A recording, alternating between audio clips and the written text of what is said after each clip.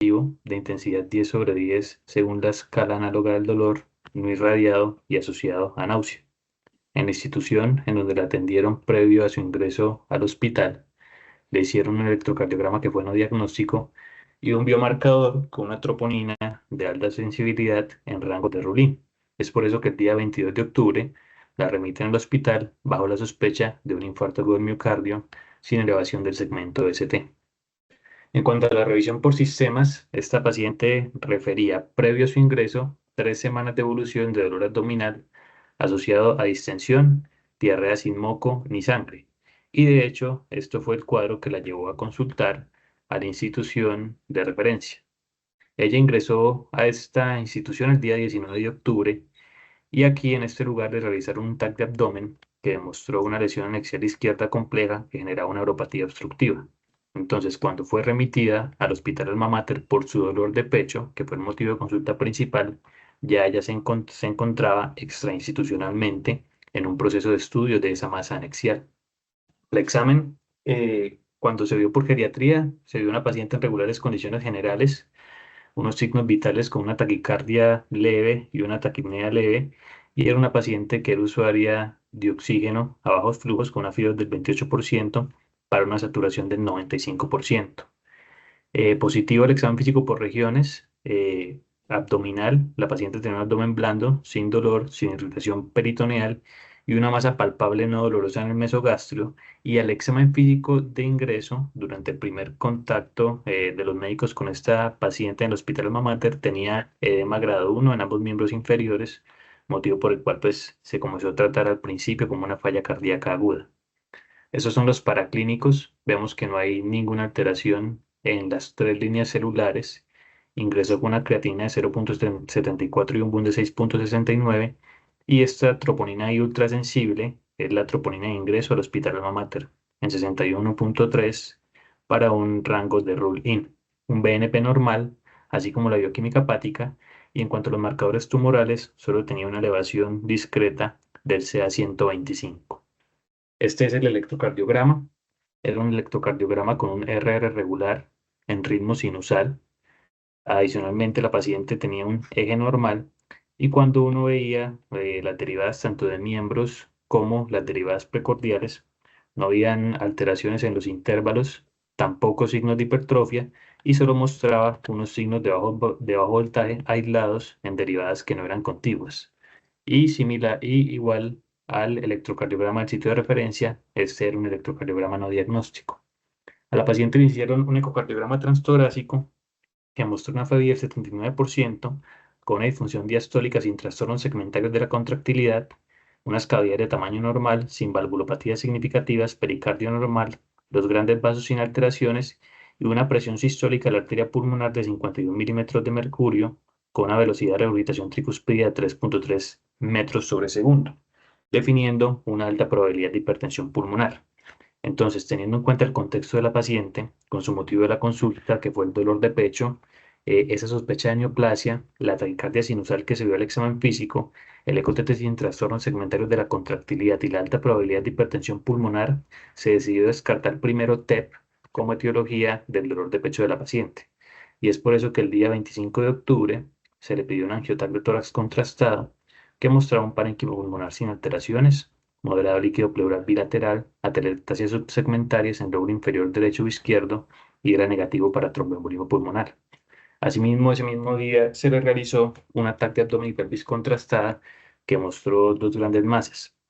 La principal, una anexial izquierda de 120 por 120 por 95 milímetros de diámetro, y había otra masa en la topografía de la raíz mesentérica de 70 por 56 por 94 milímetros de diámetro, que establecía contacto con diferentes estructuras, entre ellas la vena porta, el confluente portomesentérico y el paquete vascular renal izquierdo y derecho. Luego, durante la estancia de esta paciente en el hospital, se dieron varios eventos de importancia. El primero, pues que ante haber descartado el tromboembolismo pulmonar, la clínica de la paciente y la elevación del biomarcador, teníamos una paciente con un infarto agudo del miocardio sin elevación del ST que estaba en plan de ser llevada a coronariografía. Y lo otro que sucedió fue que el día 25 de octubre, la paciente comenzó a presentar una elevación de creatinina vemos cómo ingresó con una creatinina en 0,74 para el 24 de octubre. El 25 de octubre le administran el contraste y vemos cómo el 26 de octubre ya tenía una lesión renal aguda con una creatinina de 1,74 y ya para el 27 de octubre había evolucionado a una lesión renal aguda código 3. Con respecto a los paraclínicos en relación a este problema de la paciente, la relación BON-creatinina era menor a 30 y el urinalysis tenía varios hallazgos. Tenía una densidad de 1048, en la tira reactiva de leucocitos, nitritos, proteínas 30 miligramos por decilitro, glucosuria y hematuria, y en el sedimento mostraba piuria, hematuria de características no glomerulares, células epiteliales bajas de 3 a 5 por campo, bacterias moderadas, unos cilindros granulosos de 1 a 3 por campo y células del epitelio transicional. Y en la ecografía renal y de vías urinarias que le realizaron, tenía unos riñones con un riñón derecho con un diámetro de 111,7 por 46 milímetros, corticales bien, y riñón izquierdo con un diámetro de 108,2 por 56,2 milímetros y cortical bien, y con la lesión anexial izquierda que ya se conocía que tenía una compresión de ese sistema colector ipsilateral. Sin embargo, la paciente en ese momento decidió no aceptar más intervenciones, solicitó la salida voluntaria. Esta decisión tomada por parte de la paciente y por parte de su familia, y antes de que se le diera la salida voluntaria, se comenzó a establecer un plan de cuidado paliativo. Ahí en ese momento es que la paciente es valorada por geriatría y con las escalas de valoración geriátrica integral, en cuanto a la dependencia, se identifica una dependencia funcional total con un Bartel de 20 puntos y aparentemente antes de que comenzara su cuadro, es decir, más o menos un mes antes del ingreso, tenía un Bartel de 95 puntos. El Lawton sin dato, el Frey sin dato, pero se determina una fragilidad grave a partir del CFS con un score de 7 puntos, la marcha no valorable, el SARC-F de 8 puntos con alta probabilidad de sarcopenia, y una valoración de la nutrición con un MNA de 8 puntos para riesgo de malnutrición. La visión sin datos, audición, el test de voz cuchicheada 3 de 3, el CAM no evaluable, negativo para incontinencia, el mini-COC cumplió con las palabras,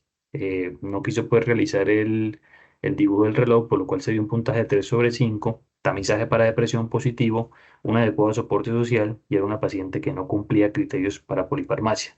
Sin embargo, atendiendo a los deseos de la paciente y de la familia, la decisión de geriatría en ese momento fue acompañar a la paciente al final de la vida y ya días después en esta institución la paciente fallece el 28 de octubre del presente año. Entonces, después de hacer la valoración, pues la paciente tenía dos problemas principales: el infarto del miocardio sin elevación del CT y una lesión renal aguda código 3 con una etiología de terminar. En cuanto a las comorbilidades, como ya venía con este cuadro más o menos desde hace 3 semanas y ya teníamos ese diagnóstico antes del ingreso y no llegó al motivo de consulta principal, determina acá que como comorbilidades puede estar la masa anexial izquierda, que podría contribuir a esa lesión renal aguda que estaba presentando la paciente de una forma obstructiva. Síndromes y condiciones geriátricas, lo que se identificó en la valoración: una fragilidad grave, alta probabilidad de sarcopenia, riesgo de malnutrición, riesgo de depresión, y con respecto a la discapacidad, para el momento de la valoración, una paciente con dependencia funcional total que previamente era independiente, sin multimorbilidades para intervenir en el momento, ni para intervenir de forma ambulatoria, y un adecuado soporte social. Entonces, comenzando con la revisión, como estamos hablando acá de un paciente adulto mayor que desarrolló una lesión renal aguda, es importante tener en cuenta la evaluación del envejecimiento renal. Entonces, esto es lo que pasa en todas las células del cuerpo. El envejecimiento es un proceso en el cual las células tienen una detención en su ciclo celular, pero este puede realizarse de una forma aguda o puede hacerse de una forma crónica. El envejecimiento renal, que se hace de una forma aguda, es transitorio, porque finalmente ese tipo de células tiene una susceptibilidad a ser eliminadas por el sistema inmune y implica un beneficio, porque contribuye a la reparación de los tejidos y la inhibición de la transformación neoplásica.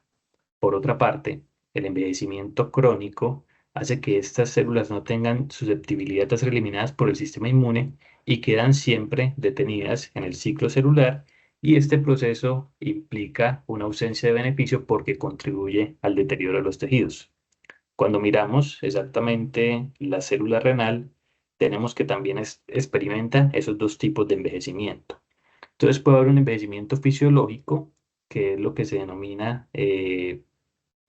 senescencia replicativa, y también puede tener un envejecimiento secundario a estresores, que es lo que se llama senescencia inducida por estrés. Estresores tales como el daño oxidativo, daño del ADN, estrés epigenético y disfunción mitocondrial. El punto es que finalmente, al igual que todas las células del cuerpo, la célula renal va a experimentar una senescencia aguda y una senescencia crónica. Y en estos dos tipos de senescencia van a expresar un fenotipo secretor asociado a la senescencia, que son unos mediadores o unas sustancias que producen las células para favorecer el reparo celular. La diferencia es que esto se produce en menor cantidad en la senescencia crónica, pero en una mayor cantidad en la senescencia aguda. Y al igual que pasa en los otros tipos de células, la senescencia aguda va a ser la transitoria y beneficiosa, que en términos del riñón se va a manifestar en que va a incrementar su capacidad de recuperarse, va a limitar la fibrosis renal, va a favorecer la reparación del tejido y en cuanto a la senescencia crónica, pues va a ser perjudicial para el riñón porque va a contribuir a ese deterioro de la función renal, a la fibrosis renal y va a contribuir a la enfermedad renal crónica relacionada con la edad. Entonces, ¿esto cómo se traduce en el riñón? De una forma estructural, vemos que con la senescencia renal, en el glomérulo y glomerulosclerosis, se comienzan a perder nefronas y hay una hipertrofia compensadora de las nefronas.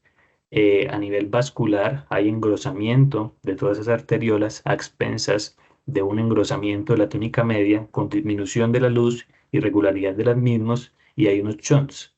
Es decir, hay una conexión entre esa glomerular aferente y glomerular eferente, por lo cual vemos que en la medida que las personas van envejeciendo, la arteriola glomerular eferente recibe sangre no filtrada. A nivel de los túbulos e intersticios, hay atrofia tubular, fibrosis intersticial y divertículos en los túbulos que puede predisponer a las infecciones.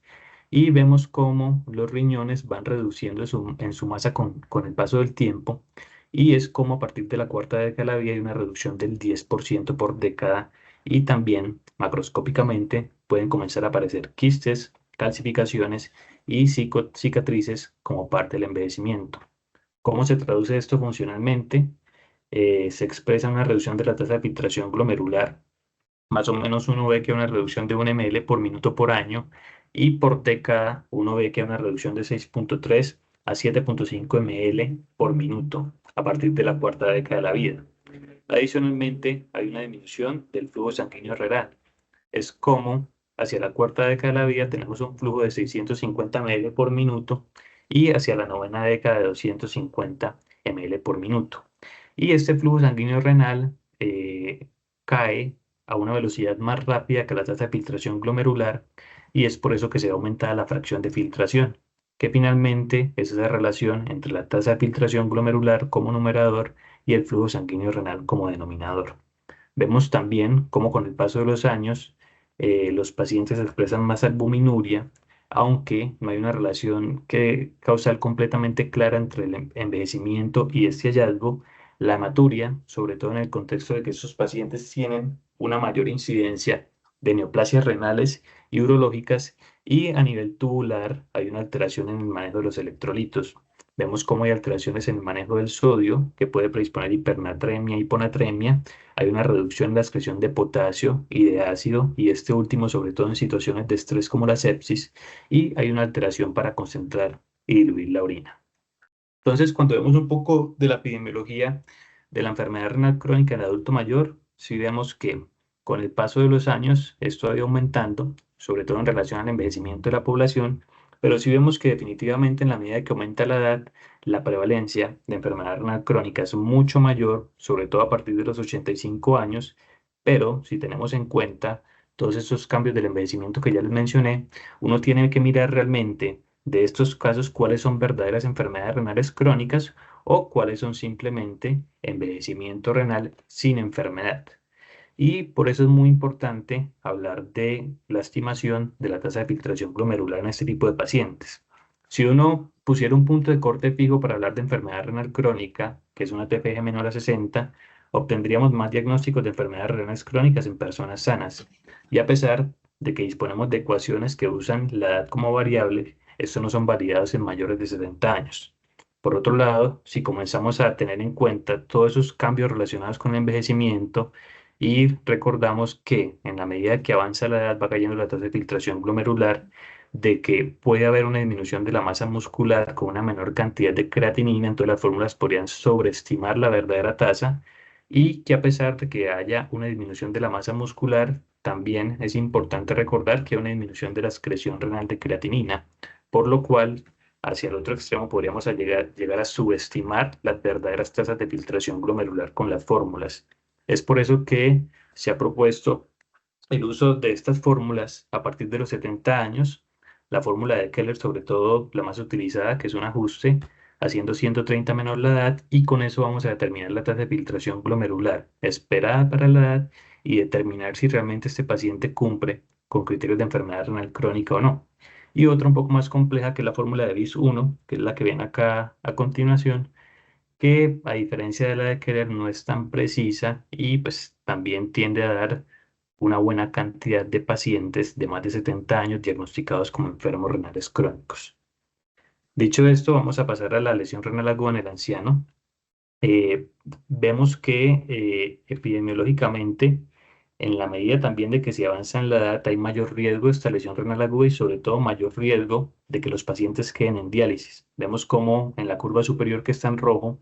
los pacientes de más de 75 años tienen un mayor riesgo de diálisis, esto entre el 2000 y el 2009, y ya vamos a ver que cuando hablamos de enfermedad renal en el anciano, los datos son muy antiguos y los estudios no son tan nuevos. Aquí unas cosas puntuales con respecto a la presentación de la lesión renal aguda en el anciano, y es que cuando son pacientes de más de 60 años pueden tener un riesgo de 3 a 8 veces mayor, y que los ancianos que requieren diálisis tienen una mayor mortalidad que puede ir entre el 31 y el 80%. Y 31% de los pacientes mayores de 65 años que desarrollan su lesión renal aguda no tienen finalmente una recuperación de la función renal después de que pasa el evento estresor o la causa de esa lesión renal aguda. ¿Y por qué son más susceptibles los ancianos? Por las comorbilidades, por la mayor prevalencia de enfermedad renal crónica, por la polifarmacia, por el mismo envejecimiento renal que hace que su reserva funcional sea mucho menor por los cambios que ya vimos y porque a nivel celular tienen un mayor estrés oxidativo y una menor proliferación celular. Y con respecto a la etiología, vamos a ver que acá un tercio puede ser prerrenal. Cuando hablamos de una etiología intrínseca, la gran mayoría es la NTA, y postrenal aumenta un poco más con respecto a la población general hasta un 10%, sobre todo secundario a la hiperplasia prostática benigna y a la malignidad. Y aquí esto es un concepto que fue introducido por esos autores en 2021 y es la fragilidad hemodinámica en el anciano.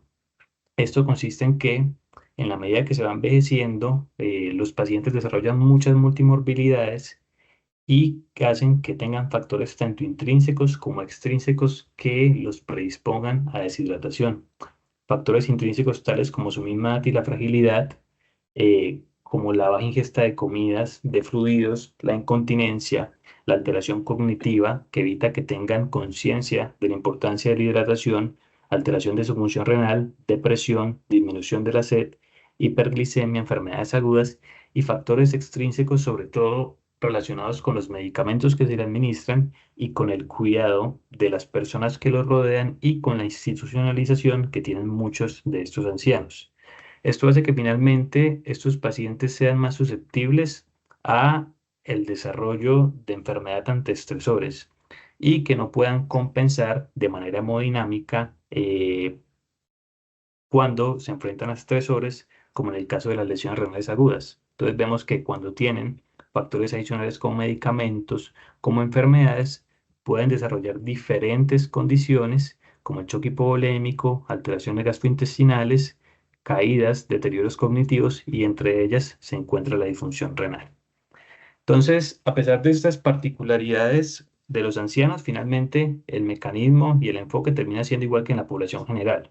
Solo que acá tenemos que en la población general hasta el 55% pueden ser perrenales, pero esto es más que todo porque gran cantidad de las perrenales en los ancianos, teniendo en cuenta esa susceptibilidad y esa fragilidad hemodinámica, van a terminar evolucionando finalmente a estas necrosis tubulares agudas por hipoperfusión y van a terminar siendo intrínsecas. Y tenemos que en la población general, pues las porrenales no son tan frecuentes como los ancianos, que en la población general es del 5%. Pero finalmente tenemos que hacer la evaluación completa, determinando si sospechamos perrenal, si hay una disminución en volumen circulante efectivo absoluto relativo, si hay hipoperfusión, si hay choque, si hay medicamentos, si hay aumento de la presión intraabdominal. Mirar a nivel intrínseco problemas vasculares, glomerulares, la NTI y la NTA, bien sea isquémica o tóxica, y acá tenemos el contraste, y con la ecografía para hacer el diferencial de las etiologías posrenales. Y ya mirando el paciente del caso, entonces teníamos lo siguiente. Con esta paciente, para pensar en prerrenal, teníamos entonces la edad. Tenemos ya claro que hay ese concepto de fragilidad hemodinámica, a pesar pues de que la información que tenemos no nos indica que esta paciente esté francamente deshidratada, pero pues no sabemos cómo eran los hábitos en la casa con respecto a la hidratación, alimentación y la interacción con sus cuidadores. Si bien estaba infartada, pues podría haber tenido hipoperfusión por infarto, aunque en la historia pues nunca muestran signos de choque, y pues tenía ciertos medicamentos prescritos en la hospitalización que podrían predisponer a un origen prerrenal, como la furosemida y el losartán, y muy importante la administración del medio de contraste, que ya vamos a ver que tiene unos efectos indirectos a nivel renal en la parte de la vasculatura. Intrínsecamente, en la parte vascular, esta paciente se le realizó un Doppler que finalmente no se realizó por el mismo deseo de ella y de sus familiares de no avanzar en los estudios. Podría estar la posibilidad de que tuviera una NTA, sobre todo porque vimos que en el parcial de orina tenía células del epitelio tubular renal, cilindros granulares, y si le administró el medio de contraste. Con respecto a la NTI, pues no convencía mucho porque no tenía hipostenuria, a pesar de que tenía piuria y proteinuria, pero recordemos que tiene una piuria en contexto de bacterias y que tiene una proteinuria que pues podría estar relacionada con envejecimiento renal, como ya lo dijimos. Y además pues no había tenido exposición ni a AINES, ni antibióticos, ni inhibidores de bombas de protones. Y glomerular, pues definitivamente el sedimento no era compatible porque no había hematíes sugestivos de origen glomerular. En la parte porrenal, pues sí teníamos ya conocido ese hallazgo de la masa anexial compleja izquierda que tenía una compresión en la vía urinaria. Y teniendo en cuenta que esta lesión renal aguda de la paciente va más que todo encaminada a ser un origen multifactorial, pero que tiene la exposición al medio de contraste como un evento importante en su enfermedad, es que vamos a tocar este tema en el anciano. Entonces, el medio de contraste son químicos o sustancias aplicados a los tejidos para mejorar la calidad de la imagen. Esta composición de los medios de contraste varía dependiendo del estudio al cual vaya a ser llevado el paciente. Es como así en la tomografía, son medios de contraste yodados, en la resonancia basados en gadolínio y en el ultrasonido basados en microburbujas. Y básicamente estos medios de contraste yodados pueden clasificarse según la osmolaridad en alta, baja o isosmolares, y la estructura del medio de contraste radica principalmente en un anillo de benceno basado en carbonos solubles en agua con átomos de yodo unidos en la parte externa. Entonces, si son tres átomos de yodo, estos medios son monómeros, y si son seis átomos de yodo los que se unen, como lo vemos en la figura, estos medios son dímeros. Entonces se clasifican en primera generación, que son los de alta osmolaridad. Son medios que tienen más contraste, son monómeros. Los de segunda generación, que son los de baja osmolaridad, son medios que tienen menos contraste, son monómeros no iónicos, y acá se encuentra el que recibió la paciente. Esta paciente recibió para su estudio lopramida un total de 150 ml. Y los de tercera generación, que son los isosmolares, que son dímeros iónicos o dímeros no iónicos. Con respecto a la definición, pues vamos a ver que es una definición heterogénea dependiendo de la sociedad que la proponga. La Sociedad Europea de Radiología Urológica lo define como un aumento en la creatina sérica de 0,3 miligramos o 1,5 veces por encima de la basal en 48 a 72 horas. El consenso de expertos de China lo define como un aumento de la creatina sérica de 25% o 0,5 miligramos por decilitro por encima de la basal. Y las guías CADIGO, un aumento de la creatina de 0,3 miligramos en 48 horas o 50% en 7 días si tiene en cuenta el criterio gastrourinario. Pero pues intentamos homogeneizar estas definiciones cualquiera elevación de creatinina de por lo menos 0,3 miligramos por decilitro con respecto a la basal en las primeras 48 horas hasta 7 días desde el procedimiento que requirió contraste, o una caída del gasto urinario menor a 0,5 ml por kilogramo por hora, sostenida por 6 horas, ya nos podría hacer pensar en una lesión renal aguda asociada al contraste. Vemos nuevamente el caso de la paciente y vemos cómo cumple la definición de lesión renal aguda con la elevación de la creatinina y el tiempo de evolución. En el caso de ella se dio en las primeras 24 horas desde la administración del contraste. Y aquí se trata también de diferenciar si es una lesión renal aguda inducida por contraste, que es un término que cada ¿Qué vez se pasó usa con el menos, gas? porque implica excluir otras causas y presumir definitivamente que hay una relación causal entre Gracias. el contraste y entre la lesión renal aguda o una asociada al contraste, que sería más lo que ocurre en esta paciente y es el término que más se usa actualmente, porque son aquellas situaciones en las cuales hay otras etiologías de lesión renal aguda y no se logran excluir otras causas adicionales eh, en estos casos. Esta es la parte pues de la fisiopatología. Como les comentaba, el medio de contraste lo que hace es que genera un efecto indirecto sobre el riñón y un efecto directo. La parte indirecta va sobre todo en la vasculatura renal y el medio por sus características promueve la activación del sistema renina-angiotensina, la producción de endotelina y disminuye la producción de óxido nítrico y de prostaglandinas. Asimismo, incrementa la osmolaridad y la viscosidad de la sangre y puede predisponer a la formación de trombos en la microvasculatura y todo esto va a generar una isquemia que principalmente se da en la médula externa. Ahora, de forma directa e intrínseca en los túbulos, este medio por sus características genera una alteración en la polaridad de las células tubulares. Es así como la bomba sodio-potasio ATPasa pasa de la membrana vasolateral a la membrana apical. Al hacer esto, lo que hace es que reabsorbe menos sodio y finalmente termina llegando más sodio en la mácula densa y por el mecanismo del feedback tubulo glomerular hay una vasoconstricción de la arteriola glomerular aferente y genera mayor hipoperfusión y mayor isquemia.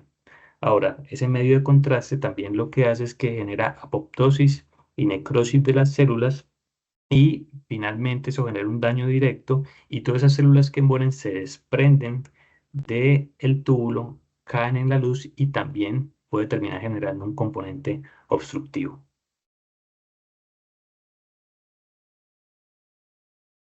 Entonces, con respecto a la epidemiología, anualmente se administran más de 30 millones de dosis de contraste al año. Es la tercera causa de lesión renal aguda adquirida en el hospital con incidencia de 7 al 11%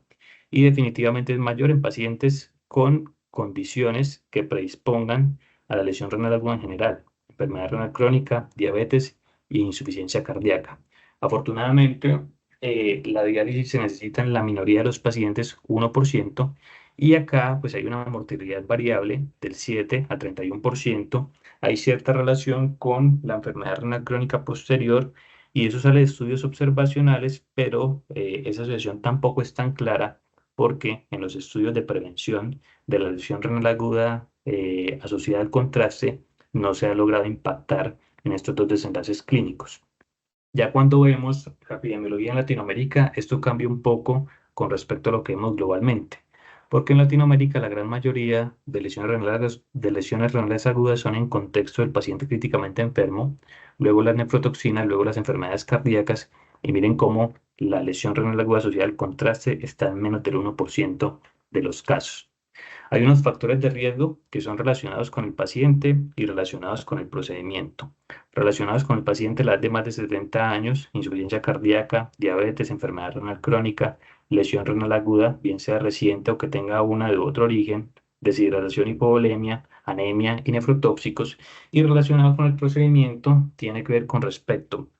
a los medios de contraste de alta osmolaridad que cada vez se usan menos, altos volúmenes de medios de contraste, sobre todo cuando administramos volúmenes de más de 350 ml o de más de 4 ml por kilo, o se administran de una forma repetida en un tiempo entre la primera y la segunda administración que no supera las 72 horas. Y queda también acá la duda de si el riesgo es diferente sobre el medio administrado intraarterial versus intravenoso. Y estos factores finalmente también se agrupan en monomodificables y modificables. Los modificables tienen que ver sobre todo con las características del medio y la forma en que administremos, el estado de hidratación, la anemia y los nefrotóxicos, y el resto, que ya pues mencionamos en la diapositiva anterior, son no modificables, y a esto agregamos el infarto, lo cual tenía nuestra paciente, choque cardiogénico y pacientes trasplantados renales. Entonces, con respecto a los medios intraarteriales versus intravenosos, si uno ve la incidencia de lesión renal aguda asociada al contraste es mayor con medios intraarteriales porque tienen una exposición renal de primer paso. Es decir, llegan directamente a las arterias renales con poca dilución, pero esto verdaderamente se da en aquellos medios que se administren desde la aorta hasta por encima de la emergencia de la arteria renal, que vamos a ver que son procedimientos muy contados, como la ventriculografía, aortograma o arteriografía de las arterias renales. Si esos medios arteriales no se aplican con esta técnica, finalmente terminan relacionándose con una incidencia igual que los medios de contraste aplicados de forma intravenosa, hasta el 6%, los cuales tienen una exposición de segundo paso y quiere decir que el medio de contraste llega al riñón después de haber pasado por un proceso de dilución a través de la circulación que venía previa a esa arteria renal.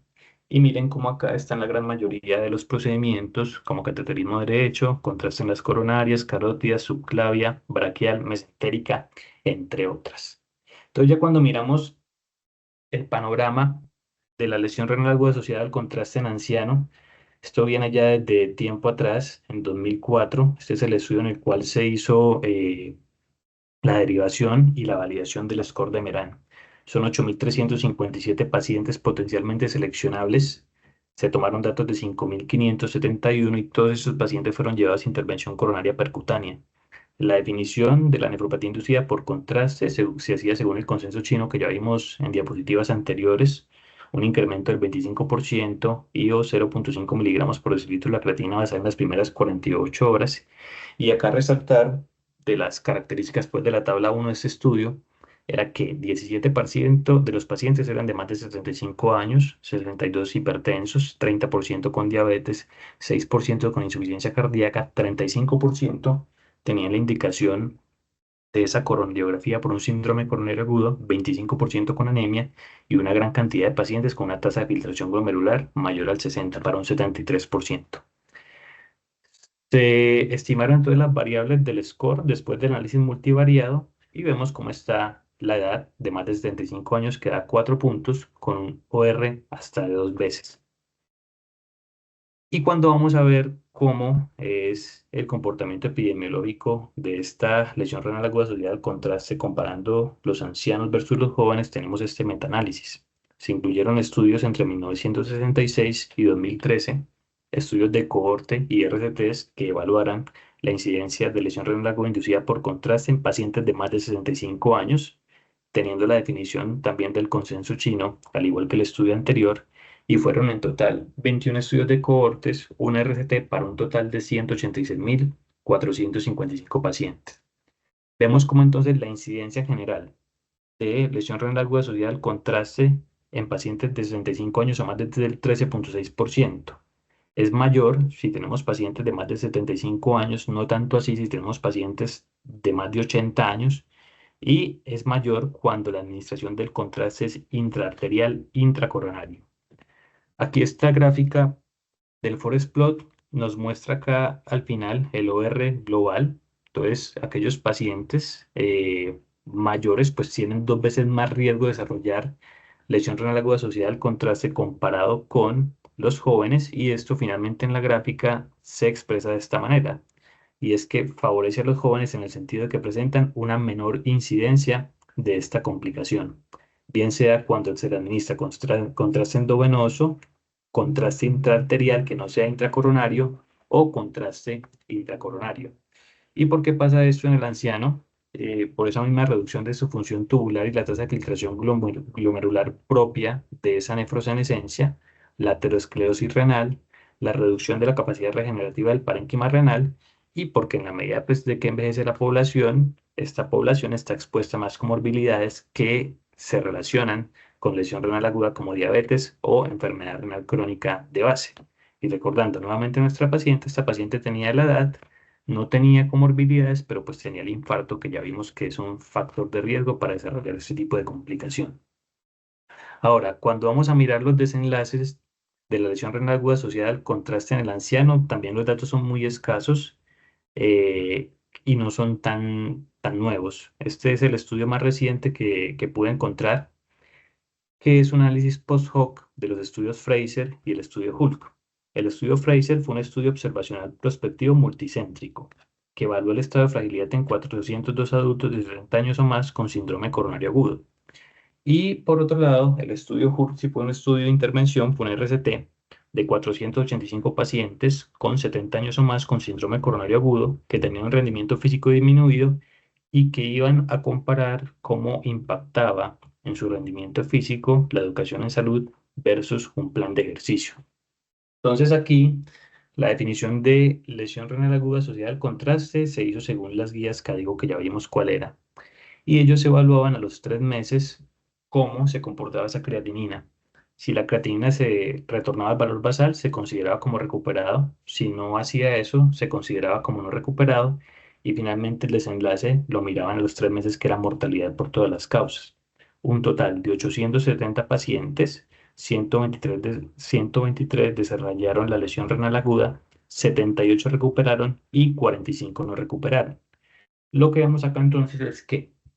de esos 123 que hicieron la lesión renal aguda, 13 murieron para un 9,6%, y esos 747 que no le hicieron, 13 murieron para un 1,8%, siendo eso estadísticamente significativo. Y cuando miraron con el análisis multivariado qué variables se relacionaban con mortalidad, además de la anemia, de la clase KIRIP2 y de la edad, la lesión renal aguda asociada al contraste tenía un HR de 3,5 para mortalidad, pero igual pues teniendo en cuenta las limitaciones del estudio, de que esto es un análisis post-hoc y estamos teniendo en cuenta resultados indirectos. Ya pues con eso que tenemos en el anciano, pues hacemos el enfoque habitual, como se hace en cualquier paciente, el score de Merán, que es el que propone la gran mayoría de las guías. Ya vimos el estudio en el cual se validó y se derivó, y pues se van sumando los puntajes, y en la medida que hay un mayor puntaje, el riesgo es mucho mayor. Es así como aquellos pacientes con un puntaje de 16 o más tienen un riesgo de desarrollar esta complicación hasta el 57% y un riesgo de diálisis hasta el 12%. Pero está la otra posibilidad, que es tener en cuenta los valores de la función renal. Entonces, la Sociedad Europea de Radiología Urológica establece que cuando el paciente tiene una TFG menor a 45, hago medidas de prevención, pero si él va a ser expuesto a un contraste arterial con exposición renal de primer paso, sea una tasa de filtración menor a 30 para todos los casos. Y aquí el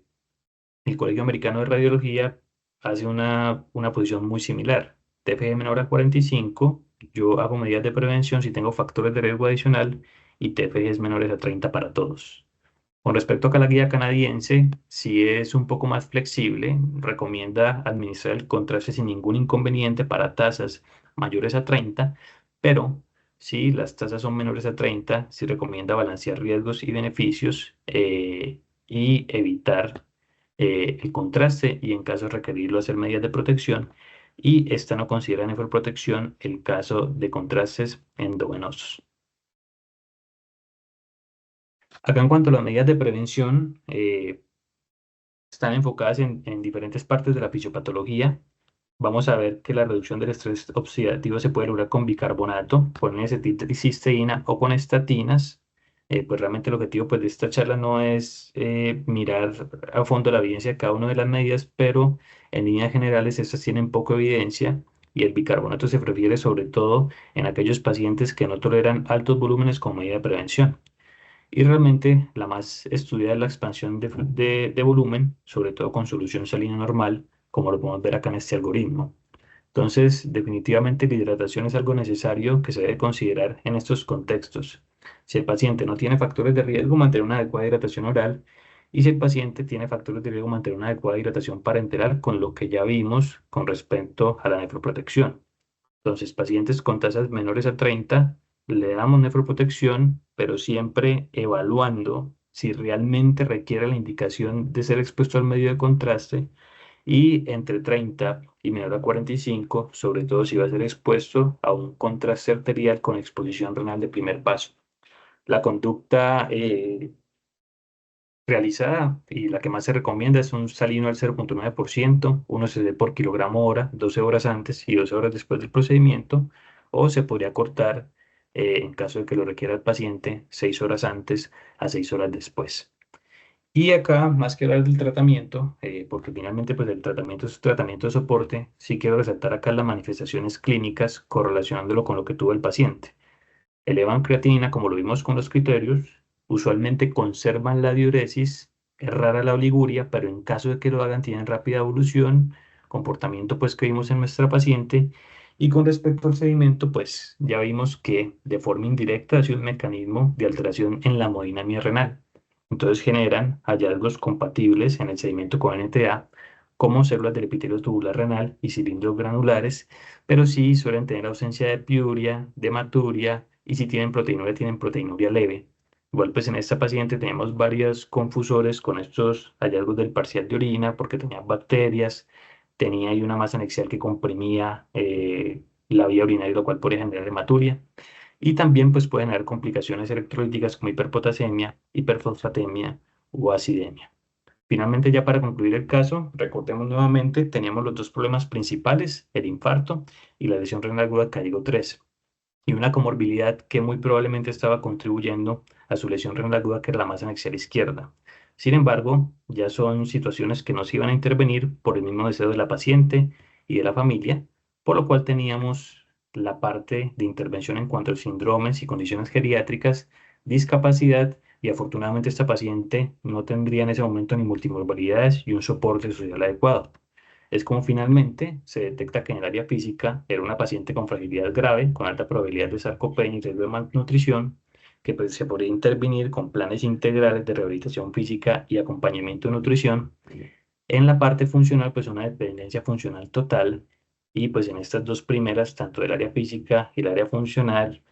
al parecer, pues sin saber bien la neoplasia que tenía la paciente, podría tener cierta capacidad de rehabilitación o al menos de aumentar un poco su funcionalidad o disminuir un poco su fragilidad porque aparentemente la paciente previamente era vigorosa. En la parte psicológica, pues un riesgo de depresión que se debe intervenir, y en la parte cognitiva y en la parte social sin ningún factor para intervenir. Ya estos son finalmente los mensajes para terminar la charla, y es que en todo paciente adulto mayor, cuando tengamos el primer contacto, hay que evaluar si tiene envejecimiento renal o si tendría enfermedad renal crónica, porque sobre todo eso nos da un punto de partida para tomar medidas preventivas que se pueden ir realizando de acuerdo a lo que se vaya presentando en el transcurso de su hospitalización o su atención. Ya vimos cómo usar un punto de corte fijo de tasa de filtración glomerular. Para diagnosticar la enfermedad renal crónica en el anciano no es lo recomendable, porque vamos a tener muchos ancianos sanos que simplemente tienen nefrosenescencia con diagnósticos erróneos de enfermedad renal crónica. Es por eso que deberíamos intentar utilizar fórmulas como la de Keller o la de Bis, que definitivamente los ancianos son más susceptibles a la lesión renal aguda y a la lesión renal aguda asociada al contraste, y sobre todo tener muy en cuenta ese término de fragilidad hemodinámica que los debe tener una menor reserva para responder a esos factores estresores de tipo hemodinámico. No hay claridad completa, como lo vimos, en cuanto a la asociación de lesión renal aguda asociada al contraste con enfermedad renal crónica en mortalidad, pero sí vemos que en los ancianos hay una tendencia a mayor mortalidad, pero son resultados que hay que interpretar con cuidado porque son indirectos y de análisis post-hoc. Vemos que el manejo es de soporte, es por eso que lo mejor que hay que hacer acá es prevenirlo. Sin embargo, uno quisiera que las guías aclararan medidas especiales para los ancianos, y a pesar pues de esta revisión de literatura que se realizó, pues sigue quedando la duda de si